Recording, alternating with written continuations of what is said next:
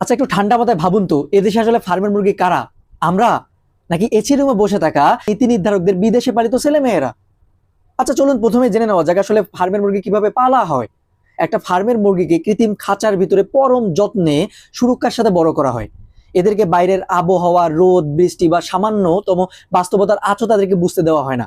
বাইরের লড়াইয়ের সাথে তাদের বিন্দুমাত্র কোনো কানেকশন নাই। তাহলে এবার মিলিয়ে নিন, এই বৈশিষ্ট্যগুলো আসলে কাদের সাথে মিলে যায়? আর আমাদের কথা বলতেছেন? আমরা তো ভাই জন্মের পর থেকেই এই দেশের ভাঙ্গাচোরা একটা পচে গলে যাওয়া একটা এডুকেশন সিস্টেমের বিপক্ষে লড়াই করে বড় হচ্ছি। আমাদের লড়াই করতে হয় লোডশেডিং এর সাথে, ভাঙ্গা রাস্তার সাথে, জ্যামের সাথে। আমাদের লড়াই করতে হয় প্রতি বছর বন্যার সাথে, দখলদারিত্বের সাথে, চাঁদাবাজদের সাথে, দুর্নীতির সাথে। আমরা প্রতিনিয়ত বাস্তবতার চটথাপ্পড় খেয়ে বড় হচ্ছি। তাই আমাদের অন্তত দেশি মুরগি বলতে পারেন, কিন্তু ফার্মের মুরগি এই জিনিসটা না আমাদের সাথে যায় না। আর ফার্মের মুরগি যারা দেশের সংকটময় মুহূর্তে কোনো কাজেই আসে না, এদেশের এডুকেশন সিস্টেম ধ্বংস হয়ে গেল, তাদের কিচ্ছু যায় আসে না, কারণ তারা বিদেশে পড়াশোনা করে, ও লেভেল, এ লেভেল, এই টাইপের।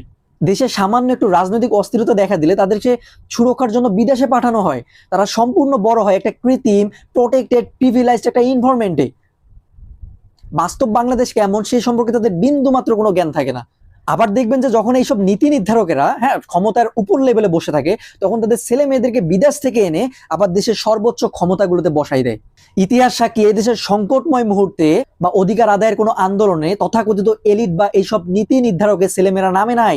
জুলাইয়ের 1400 শহীদ, হাজার হাজার পঙ্গু, এরা না সবাই সাধারণ মানুষের ছেলে মেয়ে। প্রশাসনের চোখে চোখ রেখে কথা বলা, বুলেটের সামনে নিজের বুক পেতে দেওয়া, অধিকার আদায় না হওয়া পর্যন্ত রাজপথ না ছাড়া এইসব লড়াকুদের আপনি ফার্মের মুরগি বলতেছেন? লজ্জা থাকা উচিত আপনাদের। তাদেরকে ফার্মের মুরগি বলার আগে নিজেদের ছেলে মেয়েদের চেহারাগুলো আয়নার সামনে দেখা উচিত আপনাদের। ইতিহাস ভুলে যায়েন না। আজকে এই ফার্মের মুরগিগুলো না থাকলে না আপনারা ক্ষমতার সর্বোচ্চ মসনদে বসতে পারতেন না। তারা আজকে রাজপথে রক্ত না দিলে আপনাদের যে এই দাম্ভিকতা, অহংকার, এই ভিআইপি প্রোটোকল, এগুলো থাকতো না। তাই যৌক্তিক বিষয়ে কাউকে ট্যাগ করার আগে বা শব্দ চয়নে সাবধানতা অবলম্বন করা উচিত, কারণ খাঁচা ভাঙ্গার ইতিহাস কিন্তু আমাদেরই বেশি।